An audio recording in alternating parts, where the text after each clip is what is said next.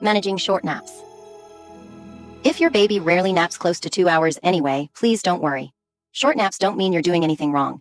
Many babies take time to consolidate their sleep cycles. Every baby is unique in how they nap, and this program will help establish better sleep patterns over time. Just keep in mind that 2-hour cap on individual naps. Balancing daily sleep totals. Our third element focuses on total daily nap duration. We recommend keeping total daytime sleep to no more than 3 hours. This means distributing those hours across 2 naps, which means both naps can't hit the 2-hour maximum on the same day.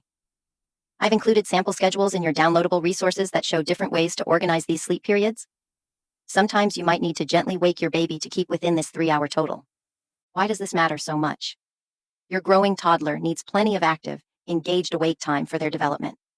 Finding this balance between sleep and active time isn't always easy, but you're doing such important work in supporting both your baby's sleep needs and their developmental journey. Sleep distribution. Too much daytime sleep can actually reduce nighttime sleep, which ideally should be 10 to 12 hours of deep, restorative sleep. The sweet spot is balancing active awake time, quality naps, and consistent daytime feedings to create the best conditions for night sleep. At this age, we're aiming for about 2.5 to 3 hours of total daytime sleep, paired with 10 to 12 hours at night. Some babies do best with closer to 3 hours during the day, while others need closer to 2.5 hours to maintain good night's sleep. You'll discover your baby's unique sleep needs through your observations. Trust your growing expertise as their parent. Whatever pattern emerges, try to maintain that 3-hour daily maximum. Building toward better sleep. If your baby currently gets nowhere near 2.5 to 3 hours of total daytime sleep, please don't worry. That's exactly why you're implementing this program. With your loving consistency, you'll see positive changes. There may be challenging days that make you question whether it's working, and that's completely normal.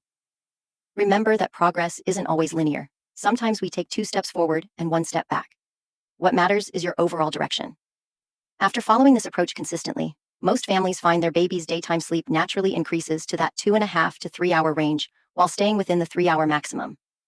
Your persistence will be rewarded, I promise. Protecting night sleep. Our fourth and final element is all about protecting night sleep. Research shows that babies generally thrive with bedtimes between 6:30 and 8 p.m.